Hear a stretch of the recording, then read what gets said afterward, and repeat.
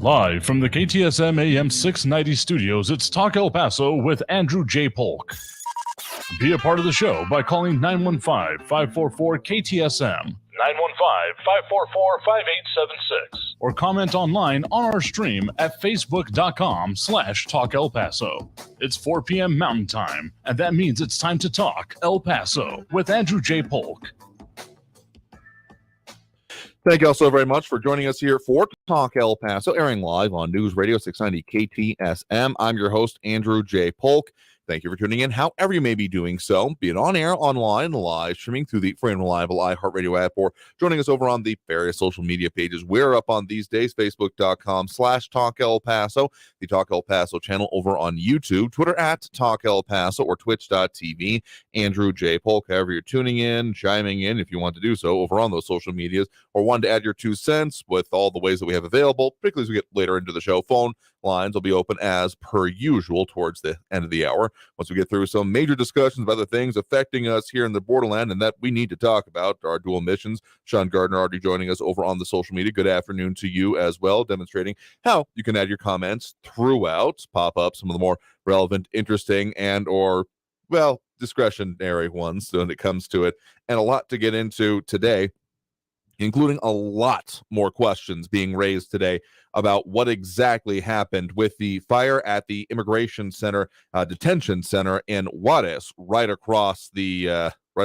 river from us, of course, including very specifically like near the Santa Fe Bridge, and what exactly happened there, and were people trapped inside, and even some assertions coming out from Mexican officials and the Mexican president today that we'll delve into, as well as just a whole lot more delving into immigration situations. We've often made these kind of oblique references to numbers, stats, including particularly asylum denial rates in our area, which are significant, have some data, more updated ones. Anyway, we'll get into here. So also have Austin Redford, happy hump day, and the TEP, Talk El Paso family, to you as well, and Calvin Williams with the wave and chiming in. Do appreciate that wherever you are. That's one of the beauties of being up on the social media. Also, some heated immigration hearings happening nationally, not necessarily directly related to this, but well, a lot of the other policies that we will further delve into.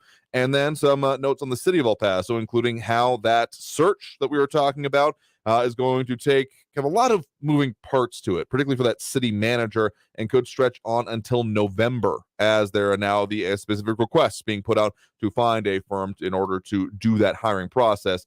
Again, I was going to be floored if that wasn't the case, and yeah, it seems like it's happening. Marky Mandingo also chiming in over on the comments. Good afternoon to you as well, Mr. Mandingo. Do appreciate it. And then I'm bound to determine we're going to talk at least a little bit about the Texas legislature today, with some big bills and movements going through the session right now, including getting closer to budgetary things stuck next with it. So the next session, or between the next session anyway, biennial, I think is the correct way to put it. In any case, a lot to break down there, including some things on eliminating sanitary items, tampons, and diaper sales taxes, moving through some of the chambers, as well as the possibility of those state funds to pay for private schools, education savings accounts, and just vouchers by another name. A whole lot of that potentially moving on, again, breaking down the budget as much can be seen already right now. Kelvin Williams letting us know he's stuck in the snow in Bliss, Montana. Yeah. You still can't escape bliss no matter where you go, it sounds like, whether it be the fort or the location. So a lot to talk about today. And as I said, definitely getting to those phone calls a little bit later on. But let's delve right into what is continuing to definitely dominate a lot of discussion, both locally and nationally, because, yeah, there's a new video that has actually come out regarding what happened at the Immigration Detention Center there right across the river in Ciudad Juarez earlier this week, and some both eyewitness accounts noting that of those that were in there. And it's interesting to note, particularly the way that the center had been populated as of late, as noted by the Associated Press, that at least one person noted as a Venezuelan migrant, Vaginally Infante Pardon,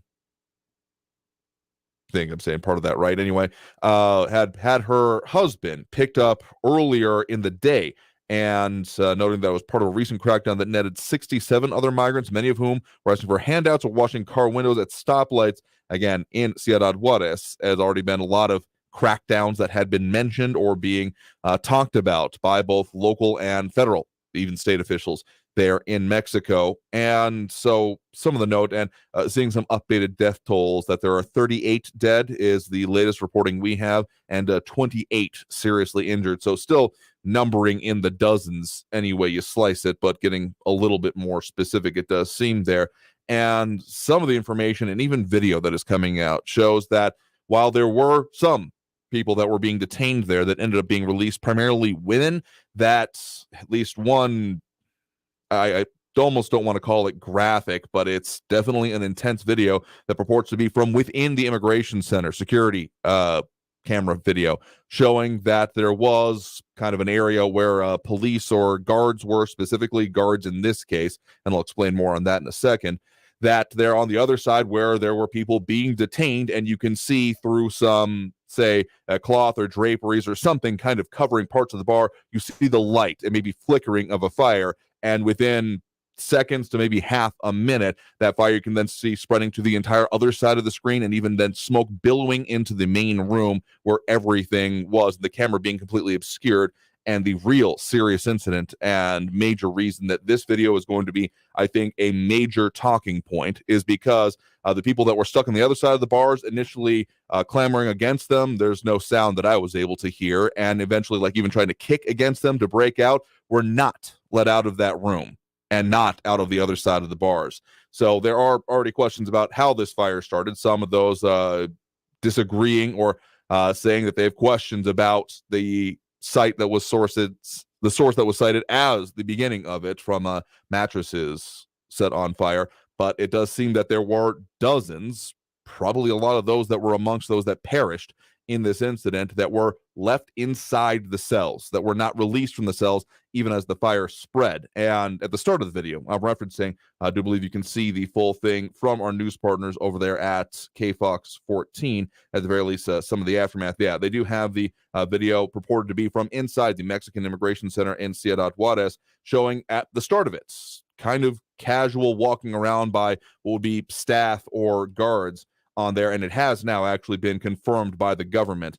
And two guards described as rushing into the camera frame, and at least one migrant appears at the metal gate on the other side of there. But the guards don't appear to make any effort to open the cell doors, and instead hurry away as billowing clouds of smoke fill the structure within seconds. And some of these things being pointed out, among other things, including by Bishop Monsignor Jose Guadalupe Torres Campos, at a mass in memory of those who perished in the fire earlier this week already. Now, some statements have already come out, among other things, from the Mexican government, and also specifically AMLO, Andres Manuel Lopez Obrador, the president of Mexico, saying that there will be an investigation and there will be further looking into and held culpable or to account anyone that was found to not be doing right. Also noting that this center was staffed and manned with a contract with a private firm. So that's why I said specifically calling those staff of it and not police within the prison. So this, again, drawing a whole lot of questions, and including even response more from the U.S. side as well, with, among other things, CBP announcing that they are ready to bring injured migrants from Juarez Immigration Center fire to the U.S. for treatment and potential processing in the light of it. And they were ready to transport them by ambulance. And so no word if there were actually any transports at the end. But again, a lot of questions, including what happens now.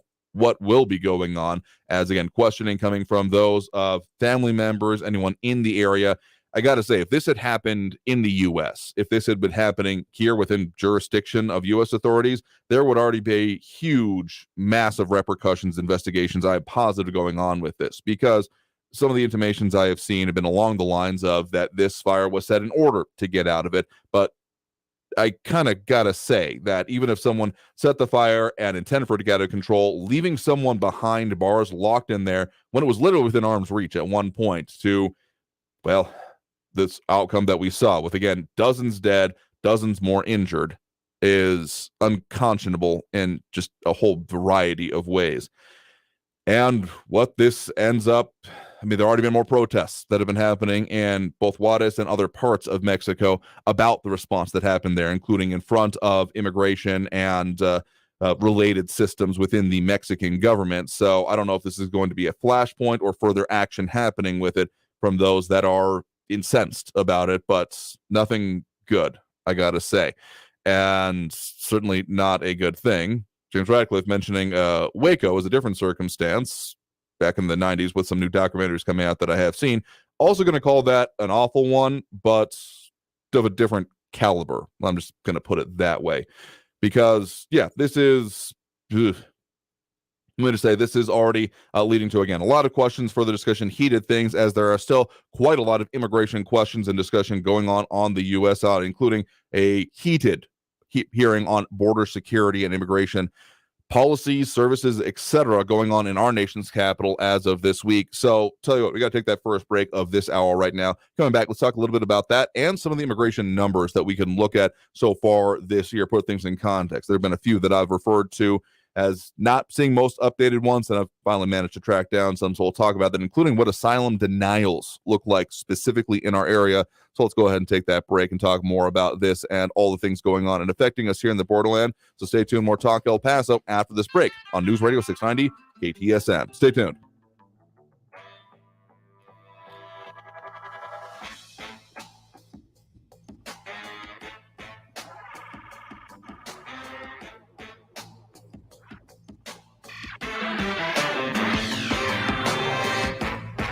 Traffic all day. News Radio 690. Afternoon traffic starting to slow down both directions on the I-10 towards downtown. I-10 eastbound Dallas exit to Trowbridge is a 6-minute delay. 7-minute delays on the I-10 westbound from Hunter Viscount to the 54 Patriot. A pedestrian's blocking the right shoulder I-10 westbound at Artcraft, and both directions on North and South Desert Boulevard between Trans Mountain and Vinton. Watch for road work there for the next couple of days. Carrie Edwards, El Paso traffic. This report is sponsored by the Tudor Dixon podcast. Can Vivek Ramaswamy become the next president of the United States? He tells us why he believes he can on the next episode of the Tudor Dixon podcast, with new episodes every Monday, Wednesday, and Friday on the iHeartRadio app, Apple Podcasts, or wherever you get your podcasts. I always wanted to learn Spanish, but I never thought I'd have the time. Then I discovered Babbel. Babbel's lessons are fun. They only take like 10 or 15 minutes, and in 3 weeks, presto, you're starting to speak another language. Like magic. I love that Babbel's lessons aren't just robots talking. They're voiced by native speakers, so you get the pronunciation just right. And they're designed by real language teachers, so you learn how to have real-world conversations, things you'll actually use. It's incredible. After using Babbel, I'm ready to start having real conversations in French. There's all kinds of ways to learn. Use Babbel's podcasts or games or videos. You can even join live classes with a language teacher. If you want to learn a language, there's no faster, easier, better way than Babbel. Babbel. Babbel. Babbel. Évidemment.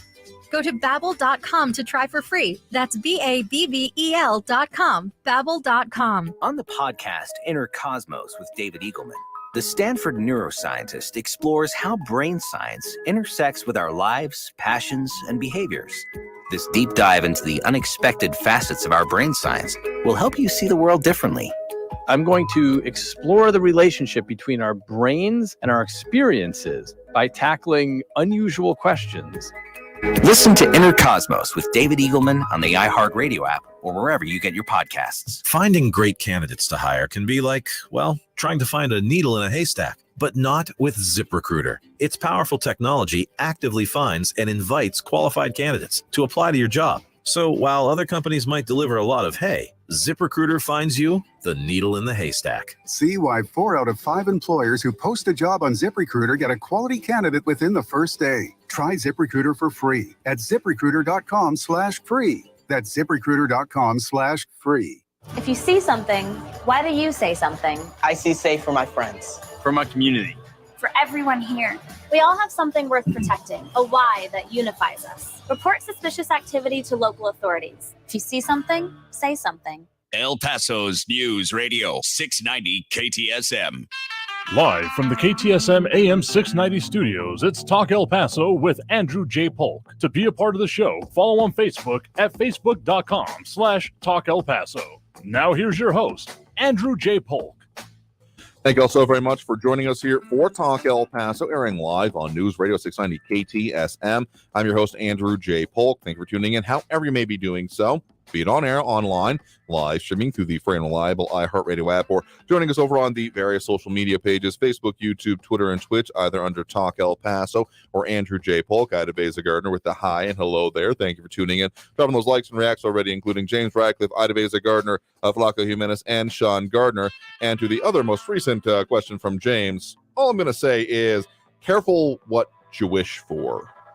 Anyway, still talking about the things affecting us in the borderland, taking a slightly zoomed out view, at least for the moment, as there are still a lot of questions, among other things, going on when it comes to the response and any potential pending things, even just within Mexico in response to this fire. And not directly related to it, but certainly about the policies that affect us here. Heated hearing and calls back and forth of revolting between, among other things, the head of Homeland Security, Security Secretary Alejandro Mayorkas, and U.S. Senator Ted Cruz, Republican from Texas, on, just not a pleasant time, let's just put it that way. Not a whole lot of love lost between those individuals, and really most national Republicans and Mayorkas in general, including others and other Texans that do sit in the same type of things and were even on these same hearings, including Senator Cornyn, who has, among other things, caused for resignation or even impeachment. So there's been a lot of that going around. And so Cruz excoriating Mayorkas in this hearing, saying, quote, specifically when referring to crimes against children involving border security and border policies, saying, quote, the children raped, they are at your feet, and if you had integrity, you would resign. That being said during the hearing yesterday, going on to say, you're willing to let children be raped to follow political orders? This is a crisis. It is a disgrace. And Mayorkas responded in his own part, saying what the senator said was revolting, refused to address the comments. Cruz going back and saying, your refusal to do your job is revolting. And going further, and Cruz hammering on things about such as getaways and what that has to do then with essentially fentanyl. That was more point that more Cornyn, again, Texas Senator John Cornyn, focused on as well, wanting to know about fentanyl and those aspects of it. Mayorkas, according to the Texas Tribune here, saying that about 90% of fentanyl that they know brought in through ports of entry. Cornyn not exactly buying that, saying that is a totally made-up number. And calling Mayorkas as having lost, simply lost all credibility.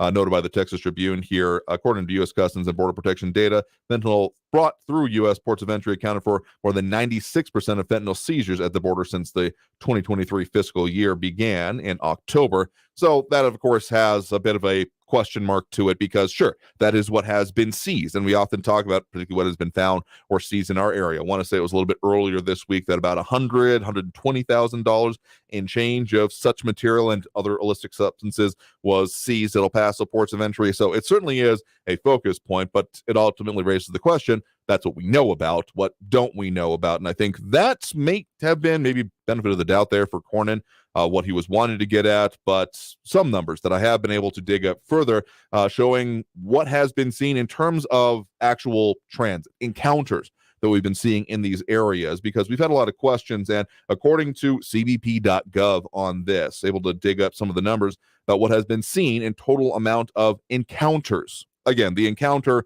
phrase being one of each individual time that an agent stops a person. So sometimes in these numbers, particularly in the Title 42 time, having been not all of them, by not even a majority of them anymore, but okay, let's just put it this way, about 890,000 encounters so far this fiscal year. So again, starting October, and a pretty sizable chunk of those being seen specifically in the El Paso sector. That goes essentially from, well, let's just call it just south of Van Horn to the boot heel of New Mexico. Yeah, I know we don't often talk about that part, but that's the El Paso sector. But of course, a lot of that can be seen right here in the borderland region, specifically of what our broadcast area is anyway. And so 890,000 encounters so far this fiscal year, with about 225,000 of those specifically in the El Paso sector. Next closest one, which is not a total shock there either, would be the Del Rio sector with, let's call it 194,000. Again, these are encounters,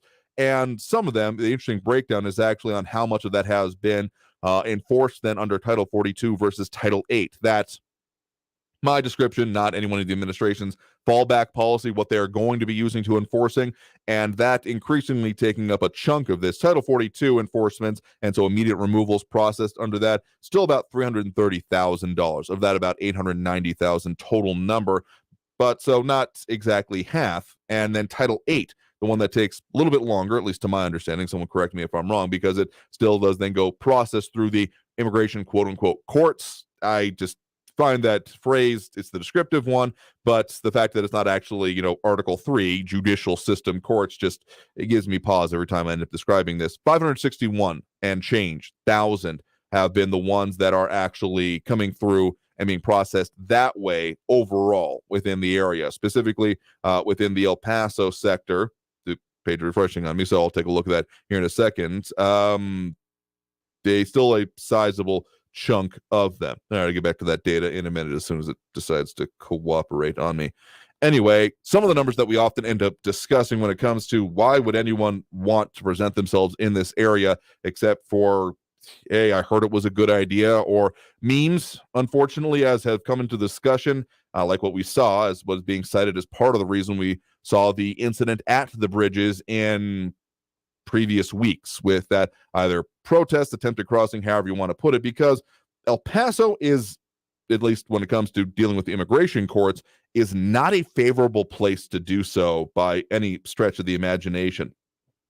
If you're either talking about El Paso specifically, like immigration judges here, we are at the very top of the spectrum. Latest data I was able to find, among other things noted by Border Report, but also specifically from the organization TRAC, the Transactional Records Assessment Access Clearinghouse at Syracuse University, who actually does a lot of data and analysis on it here. Interesting enough, that El Paso is in the high 90%, damn near 100% denials when it comes to asylum cases. Now, in the entire El Paso district, it's a little bit more, but it's still a little bit more forgiving, I guess you could put it that way, from the mid 70s to about the 90s, if I'm looking at the numbers right. And this is over from 2016 to 2021. So there has been some variation. It's kind of given a span of it, but it's not exactly been forgiving. It's not exactly been, oh, it's guaranteed to go through. If anything, it is beyond even money that it would not work in this area. Whether a 5-to-1 shot or even a 99%. Again, not going to happen for the vast majority of cases that come through this region and this area, which has been fascinating to me about why we have seen the patterns that we have been seeing and people deciding to come here, which the only explanation I can really give is about shifting to other areas. Essentially is concepts of, well, there's not as much focus here, though I will also say from those previous numbers about encounters, the Big Bend sector for this entire fiscal year, that whole huge part of the Texas border that, of course, is decently represented by, at least in, be entirely represented by Texas Republican Congressman Tony Gonzalez. And that one had, so far this year, we mentioned that of the 890 and change thousand encounters so far since October, they had 6,000 of them. So I guess there's something to be said about large urban areas, support networks, etc. At least those are some of the considerations I have in mind about why this would be considered. The Rio Grande Valley, and specifically, the south part of Texas, is also another hotspot, about 114,000, though I will say the Laredo sector only about 21,000. Again, cbp.gov, and they have the Southwest Land Border Encounters by component. If you want to look it up for yourselves, it takes a little bit of Googling, but you can eventually find it, showing that, definitely a lot of focus on Texas and nearby or in our immediate region. Some of the parts over in Arizona, both in the Yuma and Tucson sectors, still sizable, but still less than combined with what El Paso is. So those are some of the numbers that we have been discussing, and I've been wanting to find more specifics on, and I think there will be even more focus on them, both from the U.S. side and, again, even on the Mexican side, as there are more enforcements being either hinted at or crackdowns already were underway. But again, the situation and the questions still swirling around what happened at that Mexican immigration detention center.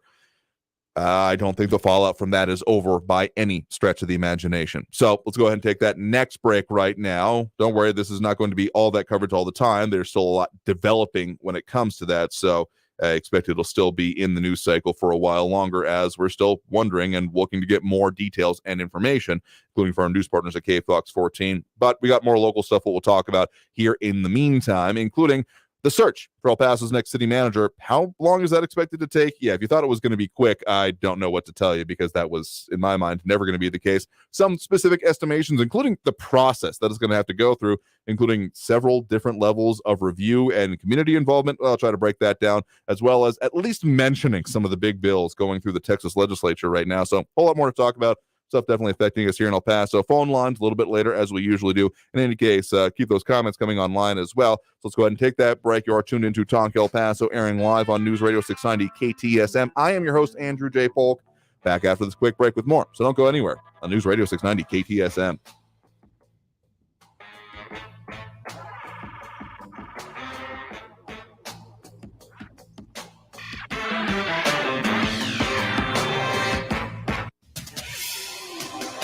El Paso's News Radio 690 KTSM.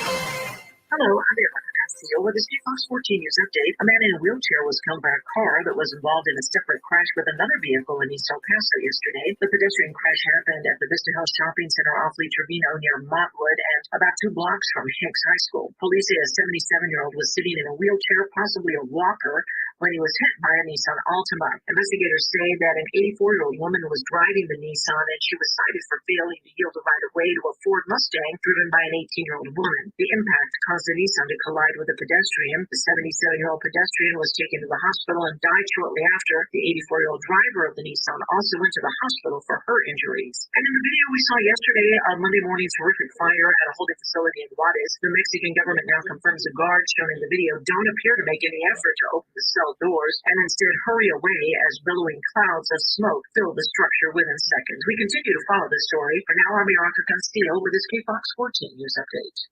News Radio 690. Traffic all day. From the KFOX 14 Severe Weather Center, I'm Chief Meteorologist Brad Montgomery. We're going to see a pretty quiet one for the overnight, lows in the 40s and 50s, and then the winds really get cranking for Thursday. Weather-worn days for your Thursday and your Friday. High wind warning, 1 p.m. all the way through 6 a.m. on Friday. We're talking about winds tomorrow gusting 40 to 50, possibly over 65 miles per hour, high around 80 for your Thursday. From the KFOX 14 Severe Weather Center, I'm Chief Meteorologist Brad Montgomery. This report is sponsored by Jackson Hewitt. Hurry into Jackson Hewitt for 50% off tax prep, but do it before April 9th. Limited time offer for new clients filing at participating locations. Max savings $200. Visit jacksonhewitt.com/50 for terms. Prescriptions require an online consultation with a healthcare provider who will determine if appropriate. Restrictions apply. See website for details and important safety information. Subscription required. Price varies based on product and subscription plan. Hey guys, did you know there's a generic form of Viagra that works just the same, but is 95% cheaper? And you can get it online? Just go to 4hims.com/radio. Through Hims, you'll get a free medical consultation, discreet shipping if prescribed, a 100% online process, and trusted generic alternatives to the name brands at up to 95% off. That's right, get generic for Viagra, the same active ingredient as brand name Viagra, but for 95% less. It's the same medication, still prescribed by a licensed medical provider, but with zero copay, no expensive appointments, and no awkward face-to-face conversations. To start your free online visit, you need to go to this exclusive address, 4hims.com/radio. That's 4hims.com/radio for your free online visit. FORHIMS.com/RADIO. Is foot pain making your life miserable? The Good Feet Store wants to help. We invite you to visit our store at Airway Boulevard at I-10 for a free fitting and test walk and learn more about how the Good Feet Store can help you find relief. The Good Feet Store. Are you tired of listening to stories that are saturated with wokeness? If you are, then you should try Red Pilled America. We tell good old-fashioned stories that align with middle America values. Listen to Red Pilled America anywhere you get podcasts. That's Red Pilled America. This report is sponsored by Red Pilled America. 180 over 111, and I had a stroke. I couldn't speak or walk. This is high blood pressure. Get back on your plan. Go to loweryourhbp.org. Brought to you by the American Stroke Association, American Medical Association, and the Ad Council. Always just minutes away from the latest news around town and around the world. It's important to know what's going on, especially around the world. News Radio 690 KTSM. News Radio 690 KTSM. Live from the KTSM AM 690 studios, it's Talk El Paso with Andrew J. Polk. To be a part of the show, call 915-544-KTSM or follow on Facebook at facebook.com/Talk El Paso. Now here's your host, Andrew J. Polk.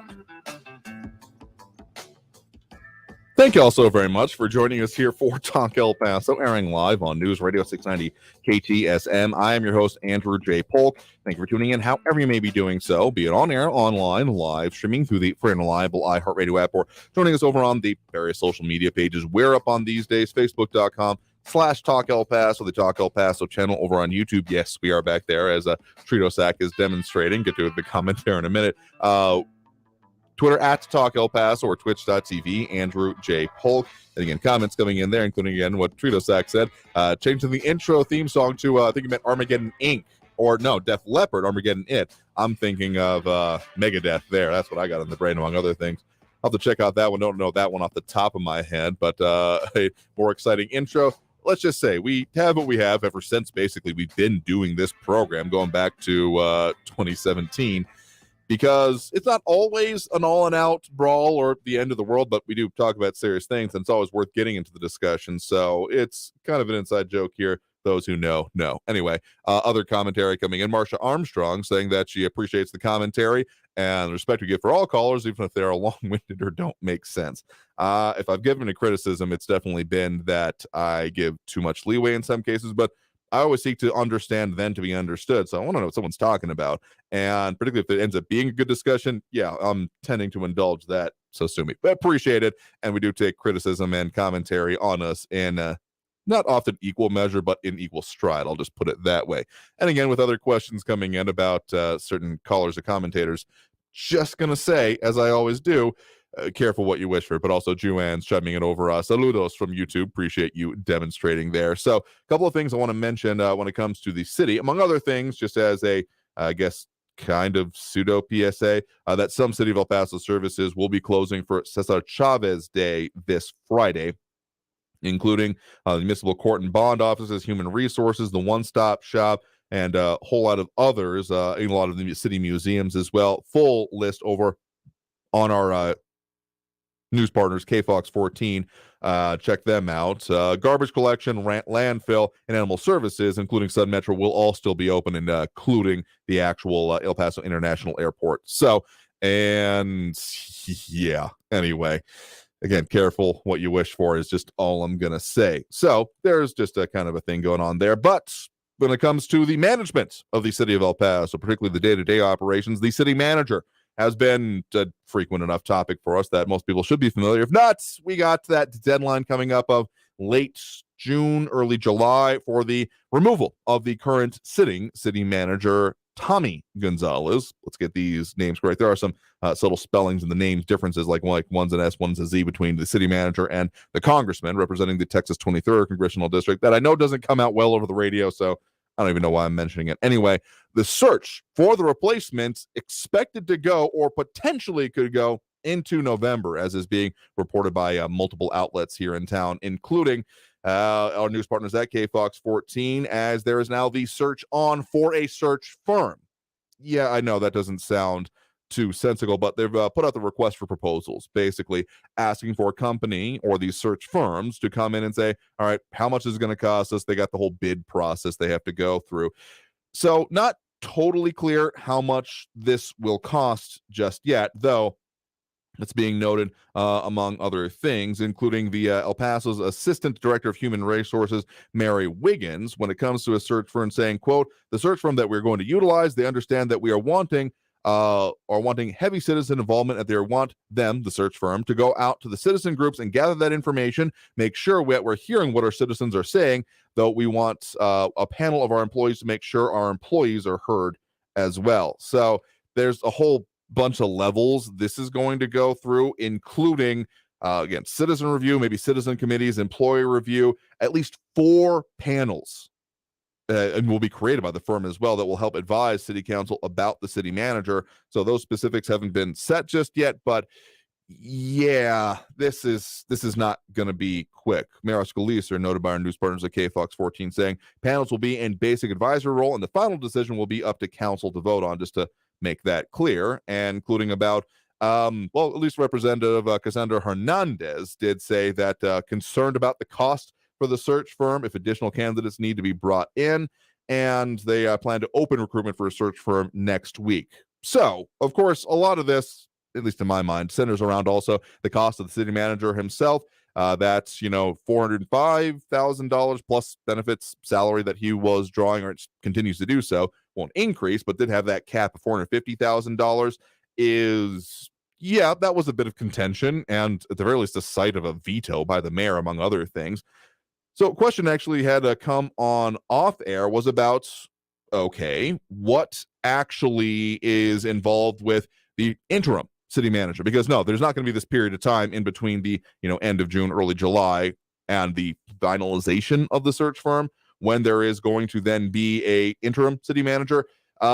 There has been one named, of course, Carrie Weston. We mentioned that a few weeks ago, who will take over the role entirely as interim on June 30th at that transition point, but is currently working part-time, as noted by El Paso Matters on this point, breaking down some of the numbers from the contracts. That was one of the questions we got. He's paid $106 an hour up to $2,020 a week. Man, I'd do it for $50 an hour. So by my calculations, that comes out to about just over $105,000 in change per year when he's still in that capacity. And so that's, again, part-time. Tell me where I can get a part-time job like that, and I will be like that, like stink on a pig. Anyway, so that's some of the numbers and some of the situations. I did realize it's also been noted by our news partners at KFOX 14 that the cost of hiring the search firm for the chief of police, that starts at $27,000 and is expected to increase depending on the type of outreach that the firm does. So kind of this is your starting point, and we'll add on as it comes to its situation, it sounds like. So yeah, this is going to cost money. I'd be surprised, wouldn't be surprised if this quickly gets into, on either side of this, either for the city manager or for the next chief of police, quickly into the, if not at near $100,000 six-figure mark just for the process. So, yeah, we'll be paying for that. Make no mistake. Marky Mandingo asking, wasn't Weston a big-time military man? Yes, do believe he was a retired colonel of some level. Don't quote me on exactly if he was a full bird or a lieutenant colonel. And Flaco Jimenez being unhappy with part of it, saying they'll find any reason to give themselves a holiday. I mean, I don't think that this will be a simple process, given the amount of kerfuffle going on with the whole process even before this point, with the city manager on his contract as it is.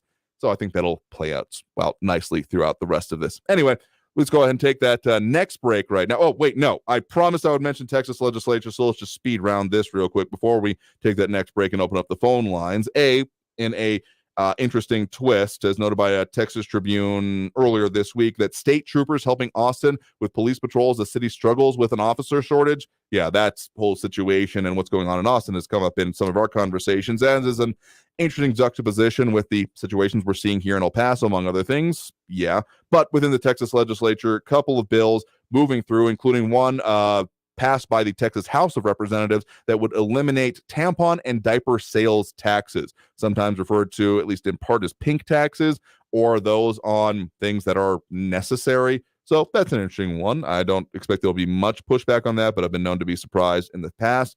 And then also moving through the Senate, going to a full vote, a bill that would give parents state funds to pay for private schools, known as education savings account. I got HSA on the brain, apparently. Education savings account, similar to vouchers, as noted by the Texas Tribune. And then also some budgets beginning to percolate their way through, though probably won't be finalized or actually acted on until we get further into April. But again, further noted by the Texas Tribune, billions for teacher raises, lower property taxes, and water projects.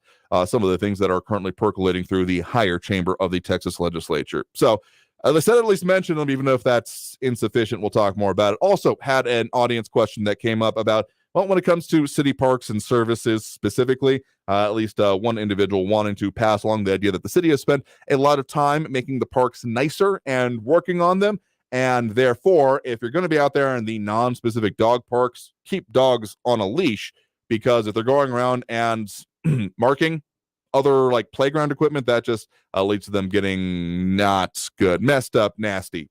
My words, not the person who called me. Anyway, and actually related to a point that was brought up earlier this week about all the dogs in the outskirts of the county or near the smaller municipalities, among other things. One point that was made to me was about leash laws. That, yes, there are leash laws within, well, like the city, and I think at least one or two of the municipalities that surround it, the city of El Paso, that is, but that overall, not exactly, well, it's not in the county, among other things. Among other things, the county can't pass ordinances like that. They do not have that power. So that's a quick lightning round wrap up of a bunch of stuff I've been either meaning to talk about or been needing to, but let's go ahead and take that break right now. So coming out of this break, we will open up those phone lines as we usually do at this point during the program. So that number to call is 915-544-5876, 915-544-KTSM. Back after this break with more Talk El Paso here on News Radio 690 KTSM. Stay tuned.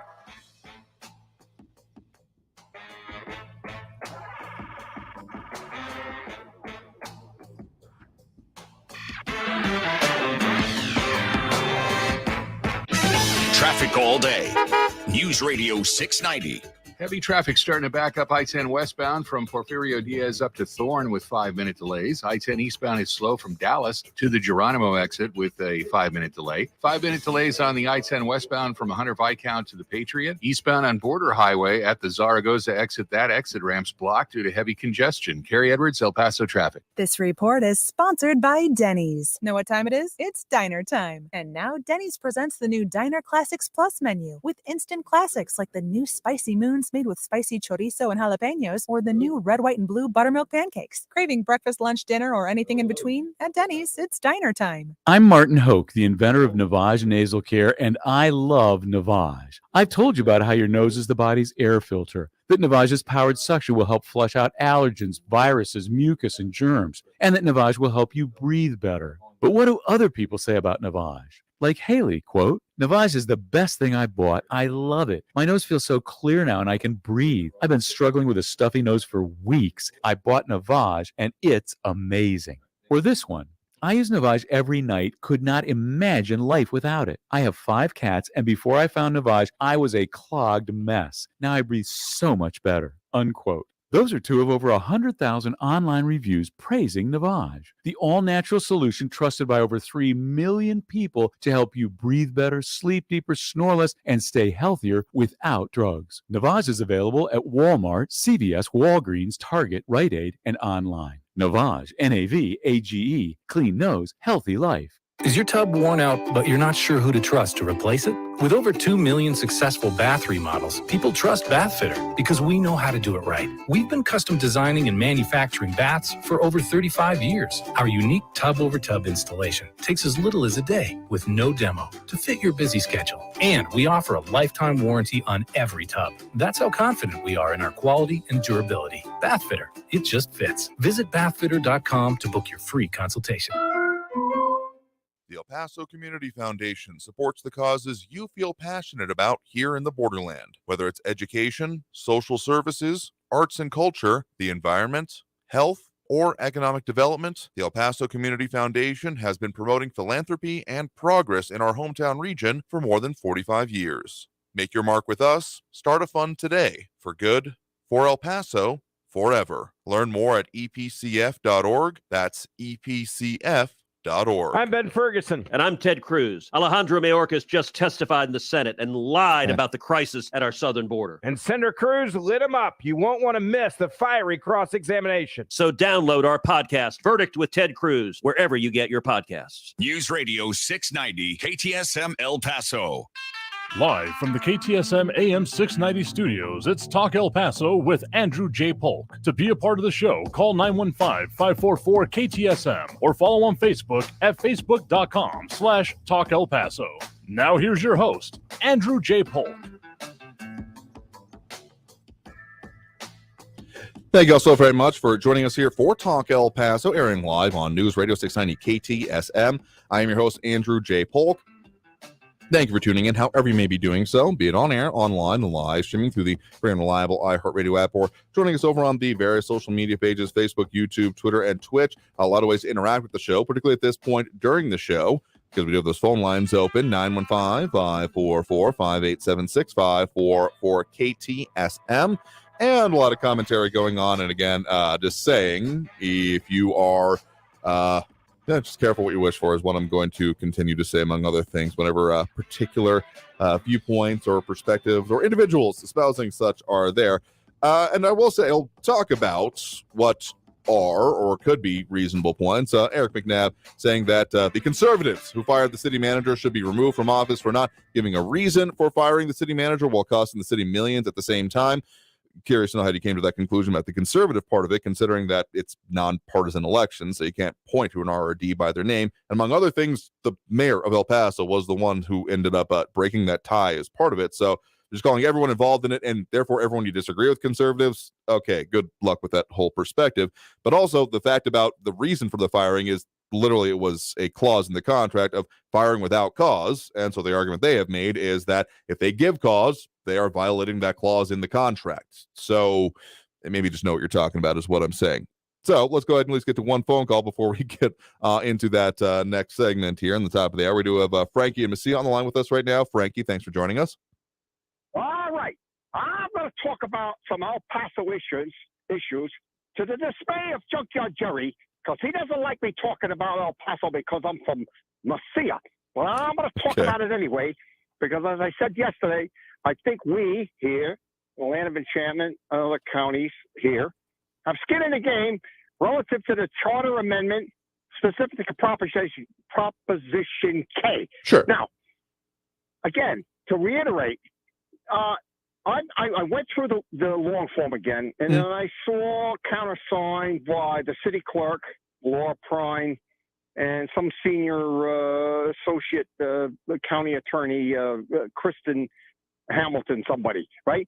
And then a primary signature by Oscar Leeser. Oh, by the way, his mom thinks he's such a wonderful boy. I don't know if he still is. Nevertheless, point is, I found no site, no phone number to have somebody call it like me and say, hey, primarily, where do I get to vote on this stuff? So I know you said you're going to have some specific guests that are going to talk about this.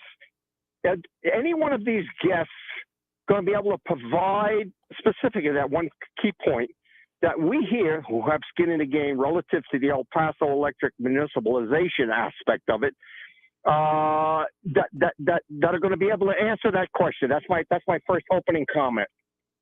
Sure thing. And okay, the short answer for you, given the location you're in and the body politic you are a member of, you're not going to get to vote on this issue. It is a City of El Paso charter issue that could end up having further consequences. That much I'll agree with you, particularly when it comes to the water resources and eventually down the line, the potential for the municipalization of El Paso Electric.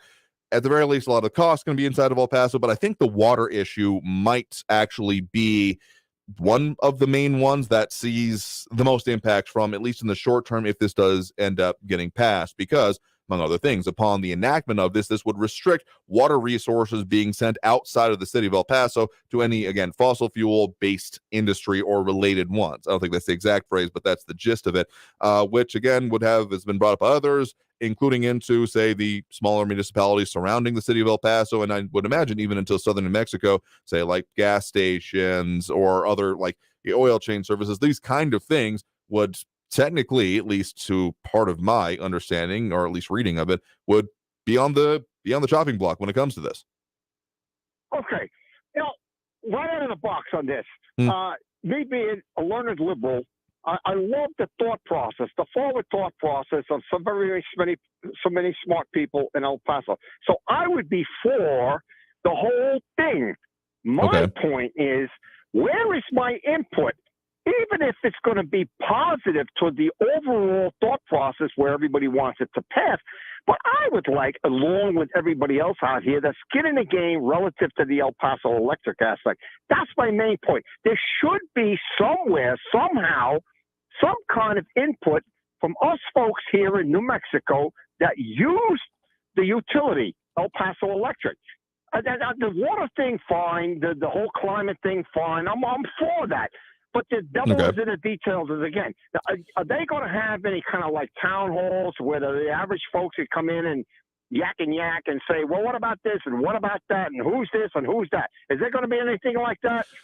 I am going to assume so, particularly if we get closer to enactment. I do know that particularly the people who have been most pushing for this, the Ground Game Texas and Sunrise El Paso groups, have been holding community meetings, among other things. So there are still ways to go and do that. But if this would be enacted, I have to imagine that there's going to be a lot more that's going to need to be done and seen from it. But I think that kind of comes cart after the horse from what you're talking about, because you want to know about input before it gets passed. Though I'll also even say now that it may be a little bit too late for that, for input on what the language is going to be, because the language is already set. The ordinance has been passed on what is going on to the ballot, and now we'll have the chance, at least for those, again, residing and registered in the city of El Paso, to be able to vote on it.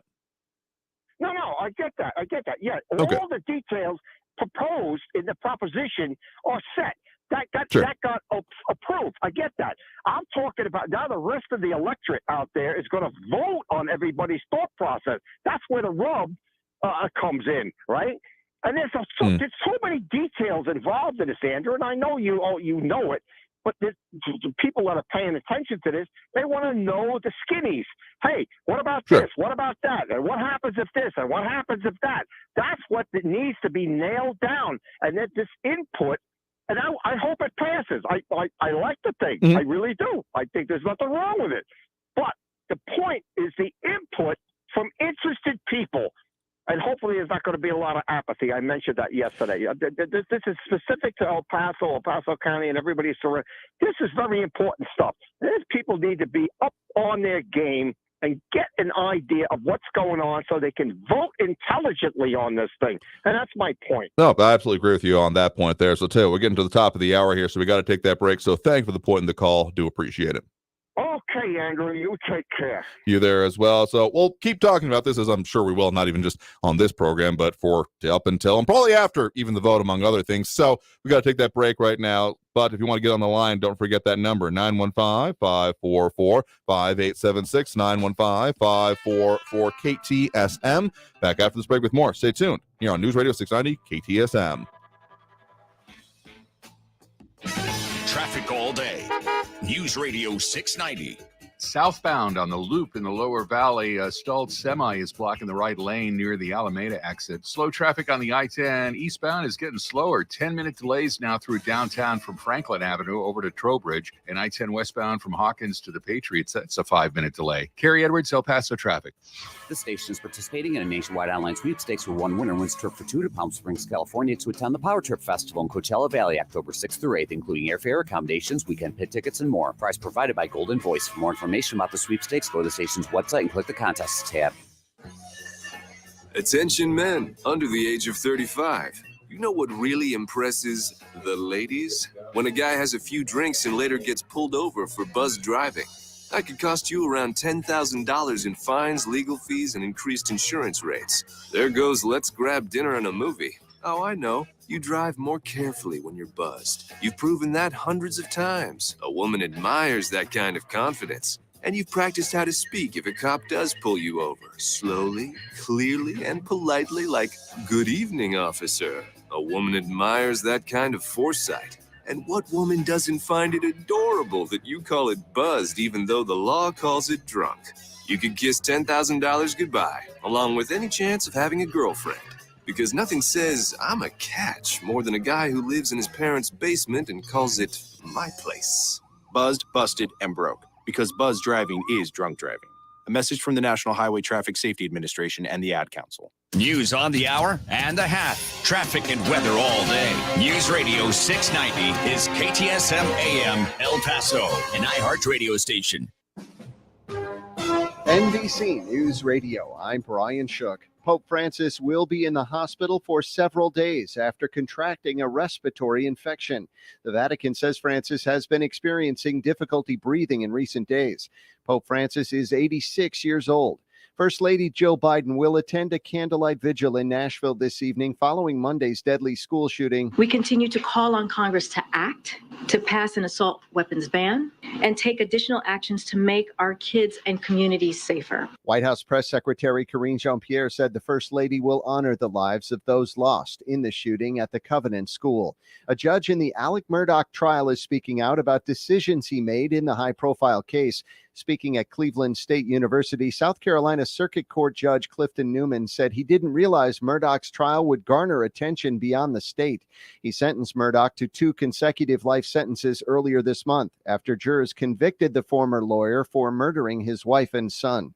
A bipartisan group of senators is pushing legislation to claw back compensation from executives after bank failures. Lisa Taylor reports. Democratic Senators Elizabeth Warren and Catherine Cortez Masto teamed up with Republican Senators Josh Hawley and Mike Braun to introduce the bill today. It would allow the FDIC to recoup up to 5 years' worth of compensation from executives at any bank that requires a federal takeover. The move follows the recent failures of Silicon Valley Bank and Signature Bank, which officials say was the result of failure by management. Warren said bank executives need to bear the cost of failure. I'm Lisa Taylor. Pennsylvania Senator John Fetterman plans to return to the Senate the week of April 17th. This comes as the Democrat has been receiving treatment for clinical depression at Walter Reed since mid-February. His return is welcome news for Democrats who hold a slim majority in the chamber. You're listening to the latest from NBC News Radio. A new report says 2022 was a deadly year for journalists in Mexico. Eddie McCoven has more. The free speech organization Article 19 says there were 696 crimes against media members in Mexico last year. The crimes range from harassment to kidnapping and murder. 12 journalists were killed, and about 40% of the crimes were carried out by state agents. The organization blaming the crimes on the rhetoric of Mexican President Andrés Manuel López Obrador, but he says his government is not attacking the press. I'm Eddie McCoven. A Florida principal is resigning after she sent $100,000 from the school's account to a scammer posing as Elon Musk. Jan McGee admitted that she spent months talking to the scammer online, hoping to get Musk to invest millions of dollars into the Burns Science and Technology Charter School in Oak Hill. When the school's business manager learned that McGee had sent the check, he canceled it before it was cashed. It seems recreational marijuana sales will soon expand in parts of New York. Kristen Marks reports. In November, a U.S. district judge issued an injunction that blocked New York State from issuing licenses for recreational cannabis sales to 5 regions, which also included Western New York, Central New York, and the Finger Lakes. This after a Michigan-based company challenged the state's rule to give preference for licenses to people previously convicted of a cannabis crime in New York. Now, a federal court is lifting the block for all of the areas with the exception of the Finger Lakes. A new study estimates the world's population could peak at 8.5 billion sometime in the 2050s. Scientists with the Earth for All initiative for the Global Challenges Foundation conducted the study. They based their estimate on what they call a giant leap in investment in economic development, education, and health. The United Nations Population Division reported that the world's population reached 8 billion last November. Brian Shook, NBC News Radio. Get ready for iHeartRadio Icons with Queen and Adam Lambert to celebrate their announcement of the Rhapsody Tour 2023, featuring a career-spanning set list with wall-to-wall immortal anthems. America is still very encouraging to us, I could put it that way, so you want to go where people want you. Tour tickets on sale Friday at LiveNation.com. Don't miss iHeartRadio Icons with Queen and Adam Lambert. Tomorrow at 7 p.m. Eastern, 4 Pacific on the free iHeartRadio app's Classic Rock channel. This report is sponsored by the Truth with Lisa Booth podcast. The Manhattan DA Alvin Bragg is pursuing a political witch hunt against Donald Trump. Former acting Attorney General Matt Whitaker joins me on The Truth with Lisa Booth. And listen to The Truth with Lisa Booth every Monday and Thursday, but you can listen throughout the week on the iHeartRadio app, Apple Podcasts, or wherever you get your podcasts. Paid for by GovMint.com. The 1878 to 1921 Morgan silver dollar, a true American classic and one of the most iconic silver dollar coins in history. It's been 100 years since the last Morgan silver dollar coin was struck for circulation. And now, for a limited time only, full pound bags of original U.S. government-struck Morgan dollars are being released to the public. That's right. You can own a full pound of 1878 to 1921 classic American Morgan silver dollar coins, all in very good collector condition with fully visible dates and mint marks, guaranteed. Call 1-800-969-0686 now to secure collector-grade U.S. Morgan silver dollars by the pound, struck during the Wild West and the Gilded Age. Plus, receive a bonus American Collector's Pack valued at over $25, free with every order. Call 1-800-969-0686 now to secure your full pound bag of Morgan silver dollar coins before they are gone. 1-800-969-0686. That's 1-800-969-0686. The Mattawa Caves is a brand new fiction podcast that marries supernatural horror storytelling with an immersive psychological thriller. Tune in to uncover the chilling story and secrets as old as the caves themselves. Without monsters, there are no victims, no prosecutions, no defenses, no justice. Listen to the Mattawa Caves. That's MANTAWAUK Caves on the iHeartRadio app or wherever you get your podcasts. Only iHeartRadio gives you access to all of your favorite radio stations. It's Elliot in the morning. Rover's Morning Glory. Booker and Stryker. All of the once-in-a-lifetime events. Alter Ego, are you ready? All of the best free curated playlists. Nobody does it better. All of the great podcasts for every interest. Hey guys, this is Freddie Prinze Jr. from the Wrestling with Freddie podcast. All of the mind-blowing contests. $20,000. Awesome. All of your favorite superstars. We're the Red Hot Chili Peppers. And best of all, it doesn't cost a thing. Download the absolutely free iHeartRadio app now. El Paso's News Radio 690 KTSM. Live from the KTSM AM 690 studios, it's Talk El Paso with Andrew J. Polk. To be a part of the show, call 915-544-KTSM or follow on Facebook at facebook.com/Talk El Paso. Now here's your host, Andrew J. Polk. Thank you all so very much for joining us here for Talk El Paso, airing live on News Radio 690 KTSM. I'm your host, Andrew J. Polk. Thank you for tuning in, however you may be doing so, be it on air, online, live, streaming through the free and reliable iHeartRadio app, or joining us over on the various social media pages we're up on these days, facebook.com/Talk El Paso, the Talk El Paso channel over on YouTube, Twitter at Talk El Paso, or twitch.tv, Andrew J. Polk. Again, a lot of different conversations and things going on there, including a lot of different points being made on there, including me being accused of being lied and disinformation with someone who clearly doesn't actually know the sources. God, you just love it when it comes around, don't you? We'll delve into that, as well as, of course, getting back to those phone lines. The number to call there if you want to, 915-544-5876, 544-KTSM.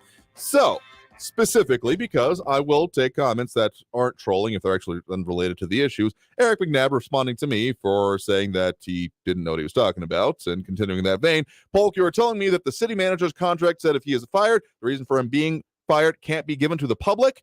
What the contract actually said, we've talked about this here, so if you're not watching every part of the show, how can you know what's been said on the show? Anyway, seriously though, what has been exercised, the clause of the contract is removal from position without cause. So essentially, what is being argued by, among other things, Mayor Oscar Leeser and the city council members who voted in favor of exercising that clause that then Oscar Leeser exercised the tie-breaking vote on, is that they cannot give cause if they are removing without cause.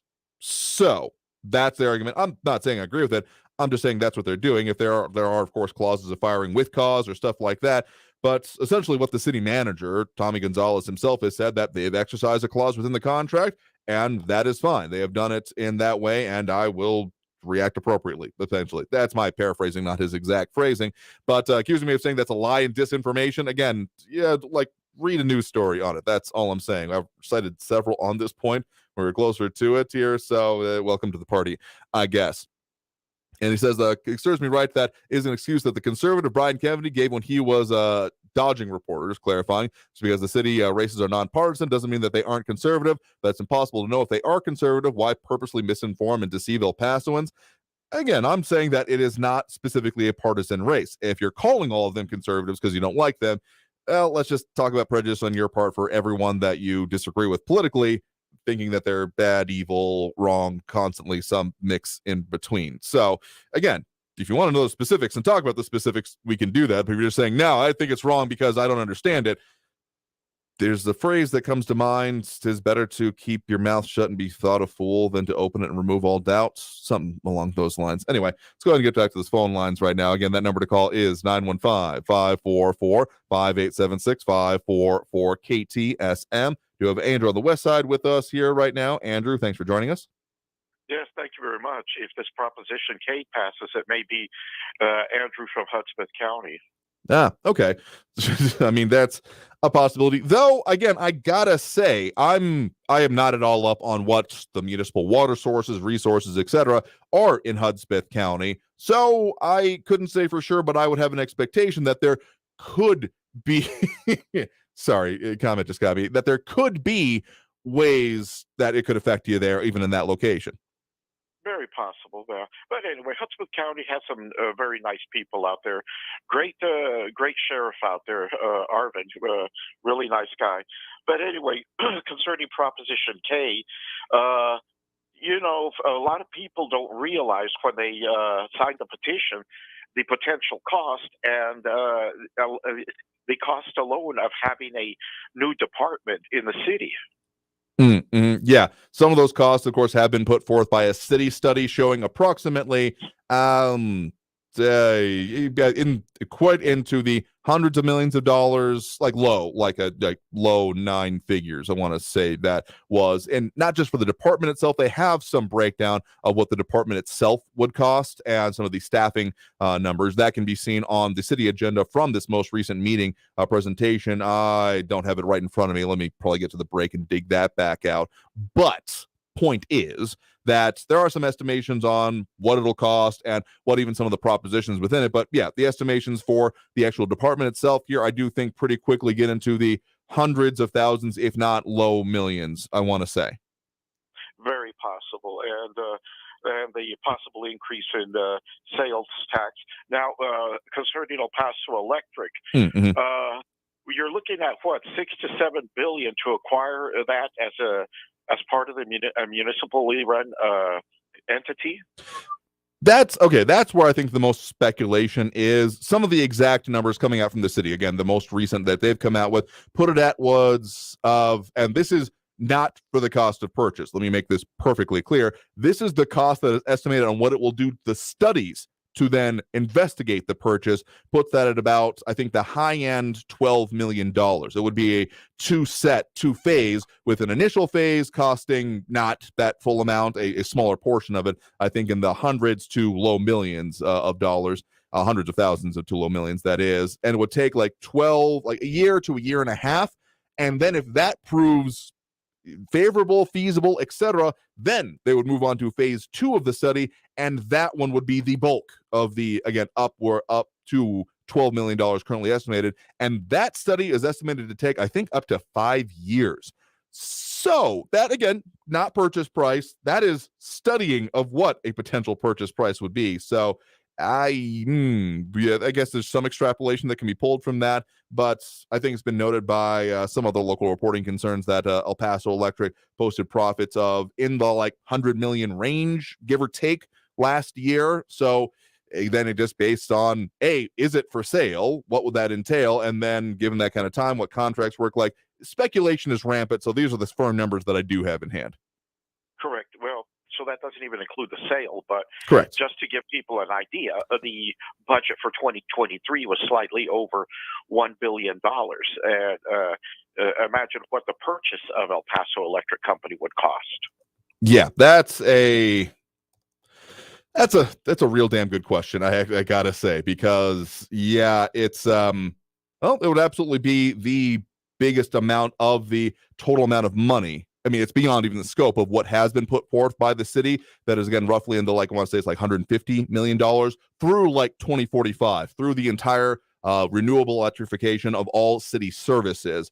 So before that point, yeah, I think in the billions. I would be floored if it wasn't. Correct. Well, switching gears, I need to respond to what that Raul character said yesterday. He referenced the August shooting at Walmart, and he said that the guy went in there with an AK-47. Okay, yes, a very, very tragic, one of the worst days in our city's history. But the nomenclature of that rifle, it was a Wasser 10.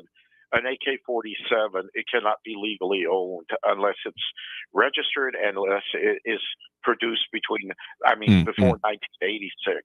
Right. Now, AK-47, Automat Kalishnikova, literal translation, Kalishnikov's automatic rifle. Right. Okay. He also mentioned England. Well, from 2013 till about 2019, homicide rates in England and Wales rose by 30%. Now, may not have been using guns, but you're dead either way.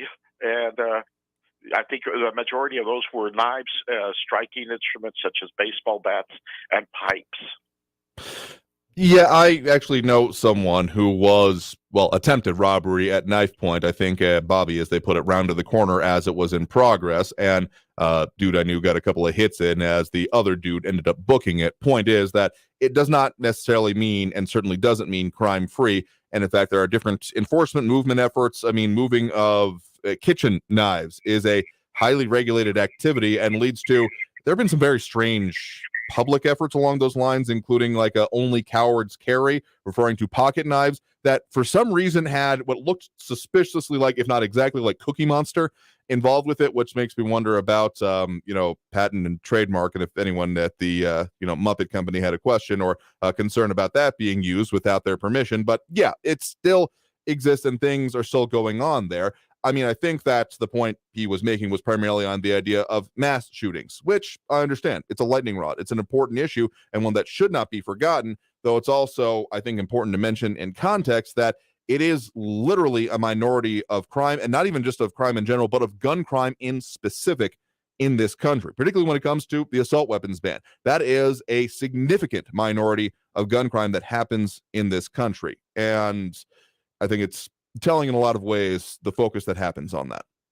Well, assault weapon, that's a cosmetic term that was developed by Josh Sugarman to play on the ignorance.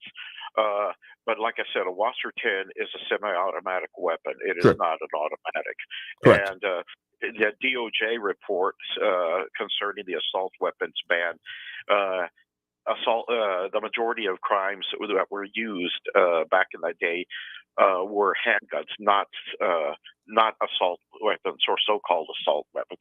But the long-term goal of these leftists and gun control advocates, and I never use the word gun safety. That's a misleading term. Gun control advocates is gun confiscation. That's what they want: total, complete confiscation, illegal ownership of private arms. I mean, I get your perspective on there. I mean, again, I still think that it is an important thing to note, but I will say that when it comes to handguns, when it comes to just the way that these things are used, and the stats actually point out, we had a few years past a small spree of gun stores being targeted actually in the area, mostly non-chain kind of places, not exactly going to say mom and pop, but smaller operations, not like big box, like your Academy or Dick's Sporting Goods, anything like that. Those were focused on and were being targeted. And the very telling part of it was that in one case, someone broke into the situation I'm familiar with. Someone broke in, stole a bunch of handguns, ignored the literal racks of rifle that were behind it, and very tellingly ignored all of the ammunition. And this was during like one of the recent ammunition shortages when that could have arguably even been more valuable. So the way that was described to me, and I think was borne out by further reporting on it, is that this was suspected to be implements of further crime, meaning that these were being stolen, taken, and to be used to do, well, other stick-ups, hold-ups, what have you, to be used further in commission of further crimes by having the pattern and the presence of it. So I do have to say that, from some of the law enforcement statistics, 2021, latest data I was able to find, at least on hand, that the number of murder victims in the United States in 2021 by weapon use, handguns was 6,000 of them. Firearms type not stated was 4,700 and change, but those specifically noted as rifles, as therefore, a major part of this, 447 of them. So, sure, mass shootings absolutely cannot be remaining unaddressed. And just this kind of head in the sand mentality about it, I don't think serves anyone, regardless of your political position on it. But then also, if we're worried about gun crime in general, literally a minority, a vast minority of it being done with, well, what the big focus on it is. And I get it. It takes headlines. It gains attention. It's horrific. But if that's Correct. the real focus of this here, again, I find it telling in several ways. Yes. Well, I am not dismissing these deaths or anything like that. I don't dismiss gun crimes. I think people that use guns in the commission of any crime, deserve an automatic prison sentence. That's my opinion. I mean, yeah, throw the book at them. Absolutely. Absolutely. And like I said, I don't dismiss the tragedy at all. The guy needs to be punished, and hopefully it'll proceed soon. Or anybody who does that type of commits that type of crime. Yeah. Anyway, Andrew, I turn the mic back over to you. Yeah, sure thing. Thank you for the point in the call. Do appreciate it. Very well. All right, and with that, we got another one of those points where I got into a discussion here. Again, if I have a foible, it's I'm in for it for a good discussion. If you want to actually discuss things with me, well, we'll do that, as opposed to what was a great phrase used earlier about no one needs to be an ass. We'll fully agree with that entirely, or no need to be an ass. Let's go ahead and take that next break right now. Coming out of this break, we got more phone calls on the line. If you want to get on the line, remember that number to do so is 915-544-5876, 915-544-KTSM.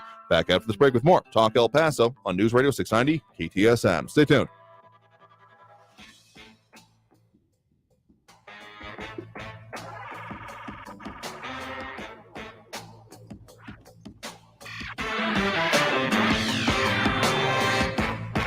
Traffic all day. News Radio 690.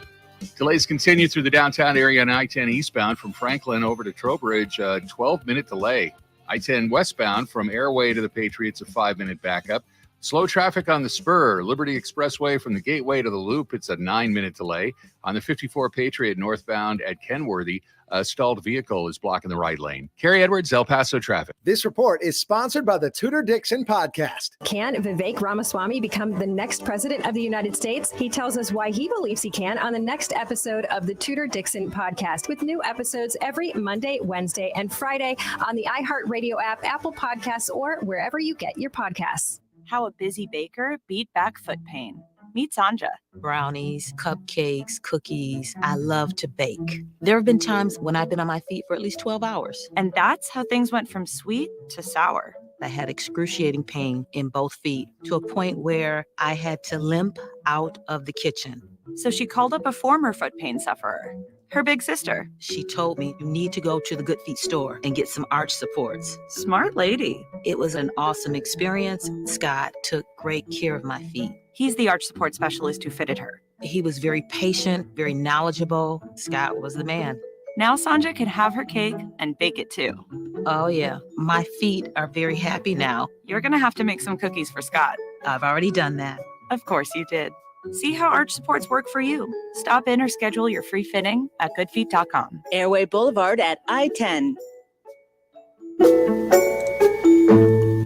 At Staples, school is always in session, and savings never take a holiday, especially now during Staples Teacher Palooza. You save big on everything for school, like 20% on all Crayola products, up to 40% on brands like Post-it, Papermate, and Elmer's. Plus, 24-pack cases of True Clear bottled water are only $3.99. During Staples Teacher Palooza, teachers save big, and so do you, with classroom deals for everybody. But deals end soon, so hurry to Staples today. Offers end 4/1. In-store only. Limit 1 on water while supplies last. And now Martha Stewart for Skechers. When I make a dish or embark on a craft project, I always use the finest, most fabulous ingredients and materials. Which is why, when it comes to footwear, I love Skechers. Because Skechers is the comfort technology company and uses the most luxurious, innovative materials and designs to make wondrously comfortable footwear with all the fits and features like Arch Fit and Skechers' world-famous air-cooled memory foam. It's exactly the way I'd make shoes. Find Skechers at a Skechers store, Skechers.com, or wherever stylish footwear is sold. Teens in foster care will love you, even if you don't know the lingo. Dad bod, noun. The result of the occasional donut, always washed down with confidence. Brought to you by the U.S. Department of Health and Human Services, Adopt U.S. Kids, and the Ad Council. Visit adoptuskids.org. News Radio 690 KTSM. Live from the KTSM AM 690 studios, it's Talk El Paso with Andrew J. Polk. To be a part of the show, call 915-544-KTSM or follow on Facebook at facebook.com/Talk El Paso. Now here's your host, Andrew J. Polk. Thank you all so very much for joining us here for Talk El Paso, airing live on News Radio 690 KTSM. I'm your host, Andrew J. Polk. Thank you for tuning in, however you may be doing so, be it on air, online, live, streaming through the free and reliable iHeartRadio app, or joining us over on the various social media pages, Facebook, YouTube, Twitter, and Twitch, either under Talk El Paso or Andrew J. Polk. Yeah, there's a lot we're talking about here today, so if you want to add in, join in, be a part of the conversation, can do, of course, so there, like Grokumando is, hello with the wave over on the social media, or if you want to call in, phone lines open and available, 915-544-5876, 544-KTSM. And Flaco Jimenez, appreciate you finishing the statement. Don't be an ass, be an asset. ASSET. Yeah, absolutely agree with that. If you want to talk about the things that are important here, we're here for it. If you want to talk about the issues, I am 100% here for it. If you're here to just call out other people and say that they're awful and not actually offer even your own analysis or what's important to you. If I don't know what you stand for, I don't know how to have a conversation with you and actually even putting it forth there. So that's what we try to do there, among other things. If you're only ever tearing other people down, what are you actually trying to build up in your own life is a short form way to put it. Anyway, and if you want to just you can lie to me, just don't lie to yourself. Anyway, let's go back to those phone lines now. Again, the number 915-544-5876, 544-KTSM. We do have Raul in the Northeast on the line with us right now. Raul, thanks for joining us. Hey, Andrew. This business about hiring a city manager, it really isn't rocket science. I hired a lot of folks in my business career. So what I would do is, first of all, the first qualification would be, got to be somebody who's local. At least living 10 years in El Paso as an adult would be one of my qualifications. Number two, bilingual. We live in a bilingual community. That's a good thing. Number three, a master's or higher in public administration or an MBA. Number four, past experience as a manager of a large organization, public or private. I have a lot of retired colonels that end up being here that go on to civil service careers, people that might have worked at the Pentagon and so forth like that. Of course, we do and they'd have to pass a criminal background check, no big deal. Successful review of their social media presence. We don't want any nutties surprising us there who've got all kinds of nutty stuff out there in the social media world. A record of community involvement would be nice. No older than 55 years old, so that if they were really good, we kept them on for 10 years, they could retire, at age 65. Intensive community outreach and input. We need to have that. I understand that that's part of this process they're talking about right now. Yeah. That's good.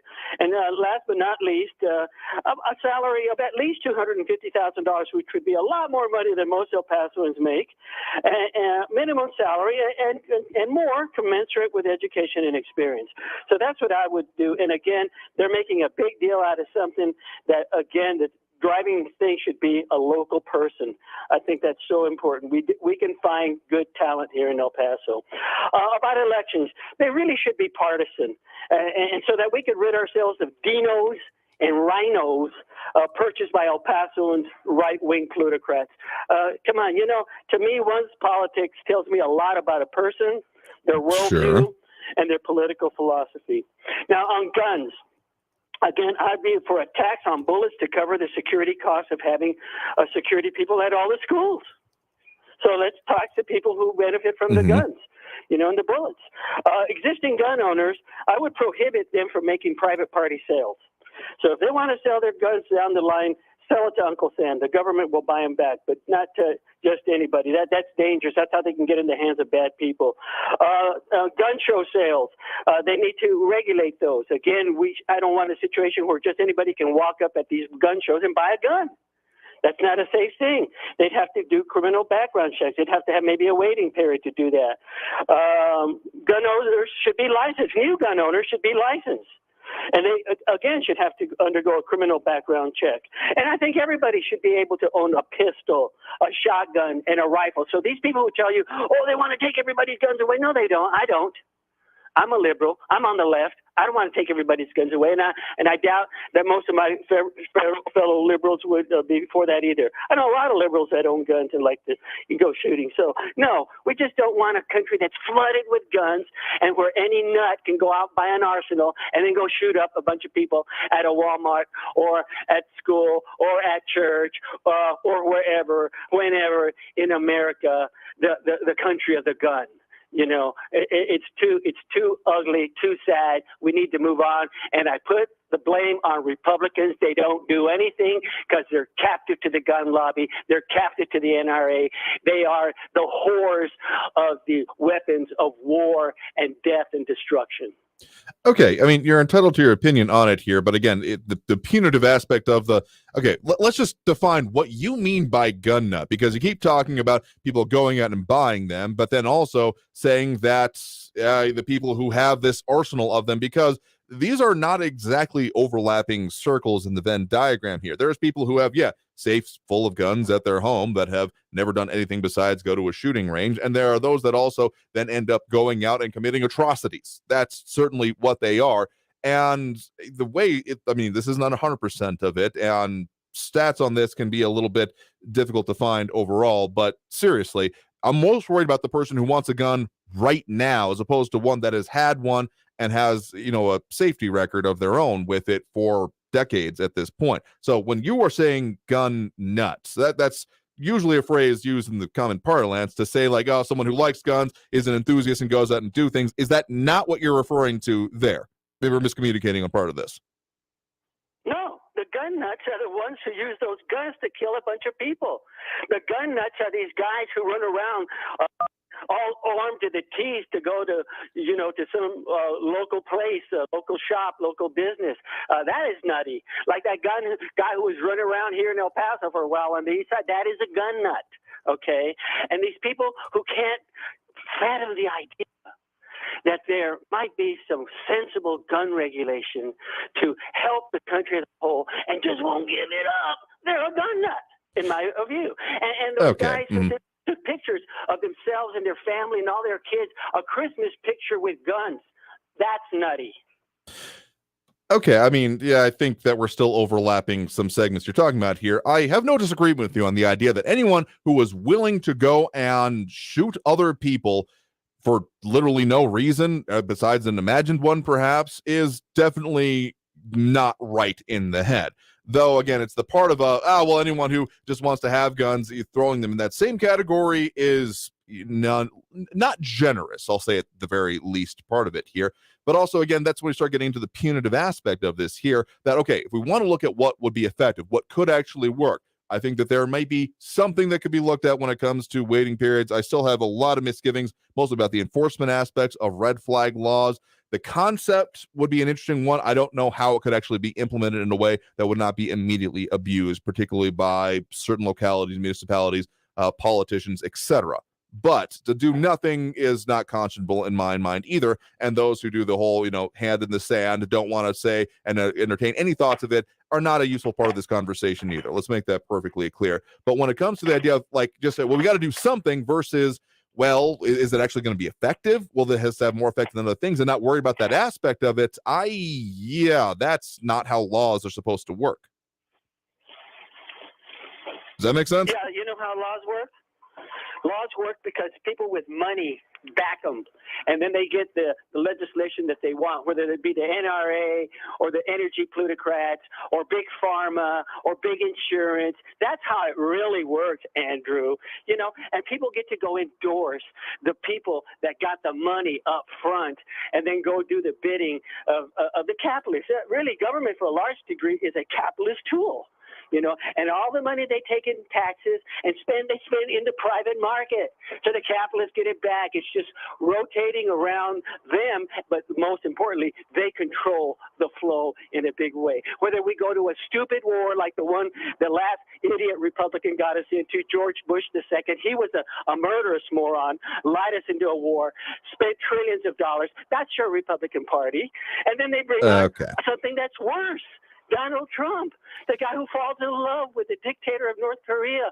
And we were doing so good there for a while there, and then I'm just saying the amount of people that were already expecting this in the comments already. Okay, if you want to talk about the issues and even the facts or ideas surrounding gun laws, what could or could not be done, what is reasonable or not, hell, I'm even willing to entertain that, among other things, even if that gets a bit far afield from our local discussion here. But if you're just going to take this opportunity to slap around people that you otherwise disagree with because you think they listen to this station, yeah, we're going to move on from that, as we pretty consistently do. So yeah, we try to have a productive discussion, but if you're just here to do the primal yop about who you don't like and the chest beating around that, yeah, appreciate the point in the call for what it's worth and for what was functional about it. So you have a good one there. Let's go ahead and take that next break right now. Coming out of this break, we got more calls on the line and more discussion to be had, getting around towards the end of the call. Yeah, again, being called out among other things. Let's go ahead and take that break. If you want to get on the line yourself, 915-544-5876, 915-544-KTSM. Back after this break with more Talk El Paso here on News Radio 690 KTSM. Stay tuned.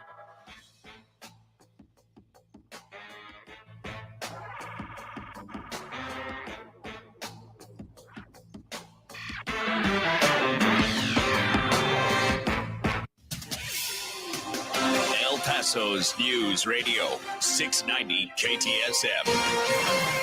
Hello, I'm Erica Castillo with the State Fox 14 News Update. A man in a wheelchair was killed by a car that was involved in a separate crash with another vehicle in East El Paso yesterday. The pedestrian crash happened at the Vista Hills Shopping Center off Lee Trevino near Montwood and about 2 blocks from Hicks High School. Police say a 77-year-old was sitting in a wheelchair, possibly a walker, when he was hit by a Nissan Altima. Investigators say that an 84-year-old woman was driving the Nissan and she was cited for failing to yield a right-of-way to a Ford Mustang driven by an 18-year-old woman. The impact caused the Nissan to collide with a pedestrian. The 77-year-old pedestrian was taken to the hospital and died shortly after. The 84-year-old driver of the Nissan also went to the hospital for her injuries. And in the video we saw yesterday on Monday morning's horrific fire at a holding facility in Juarez, the Mexican government now confirms the guards shown in the video don't appear to make any effort to open the cell doors and instead hurry away as billowing clouds of smoke fill the structure within seconds. We continue to follow this story. For now, I'm Erica Castillo with this KFOX 14 News Update.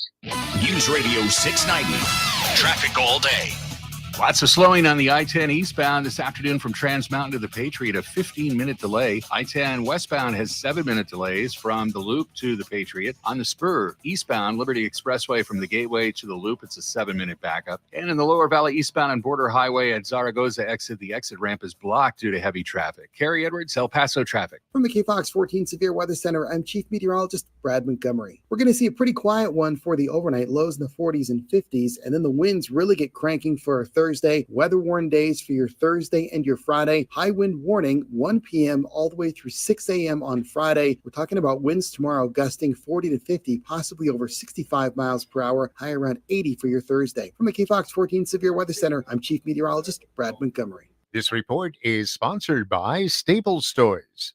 Is your tub worn out, but you're not sure who to trust to replace it? With over 2 million successful bath remodels, people trust Bathfitter because we know how to do it right. We've been custom designing and manufacturing baths for over 35 years. Our unique tub-over-tub installation takes as little as a day with no demo to fit your busy schedule. And we offer a lifetime warranty on every tub. That's how confident we are in our quality and durability. Bathfitter, it just fits. Visit bathfitter.com to book your free consultation.